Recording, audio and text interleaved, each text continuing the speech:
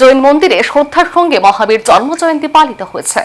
মঙ্গলবার জৈন সম্প্রদায়ের অন্যতম প্রধান ধর্মীয় উৎসব মহাবীর জয়ন্তী উপলক্ষে আগরতলায় যথাযোগ্য মর্যাদায় পালিত হল ভগবান মহাবীরের 2625তম জন্মবার্ষিকী।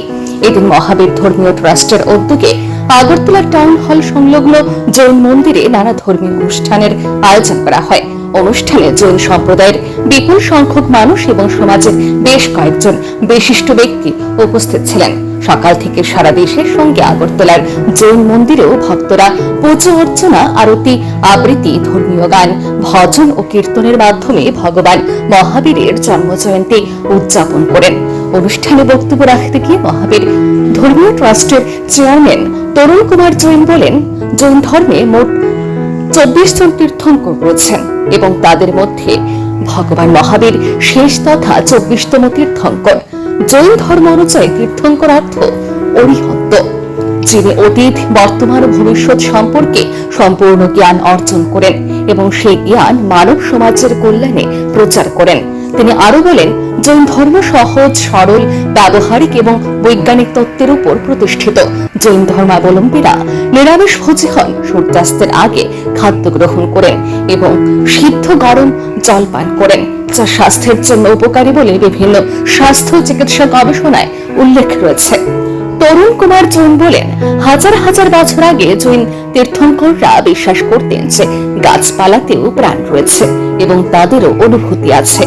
তারা শব্দ দূষণ সহ বিভিন্ন পরিবেশগত সমস্যার বিষয়েও সচেতনতার কথা বলেছিলেন। জৈন তীর্থঙ্করদের মতে পরিবেশের ভারসাম্য বজায় রাখতে পশু, পাখি, কীট, পতঙ্গ সহ কোনো জীব বা গাছপালার ক্ষতি করা উচিত নয়। তাদের শিক্ষা মানবতা, পরিবেশ সংরক্ষণ এবং সকল জীবের কল্যাণের বার্তা বহন করে। তিনি জানান, জৈন ধর্মে সর্বধর্ম সমন্বয় ও ভ্রাতৃত্ববোধের উপর বিশেষ গুরুত্ব দেওয়া হয়, যা বসুধৈব কুটুম্বকম তত্ত্বের মাধ্যমে প্রকাশ পায়। জৈন ধর্মাবলম্বীদের প্রধান মন্ত্র নৌকার মন্ত্রে জগতের সমস্ত অরিহন্ত সিদ্ধ আচার্য সাধুদের প্রতি প্রণাম জানিয়ে সমগ্র বিশ্বের শান্তি ও কল্যাণ কামনা করা হয়।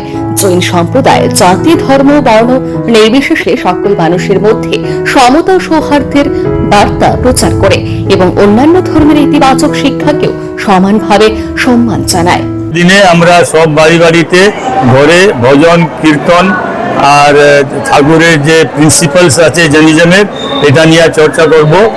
আর যে ইয়াং জেনারেশন আছে ওদেরকেও আমরা মোটিভেট করব যে তারাও যাতে মহাবীরের সিদ্ধান্তকে ফলো করে আর এগিয়ে আসে। উৎসবটা হলো ভগবান মহাবীরের 2625তম জন্ম জয়ন্তী আজকে।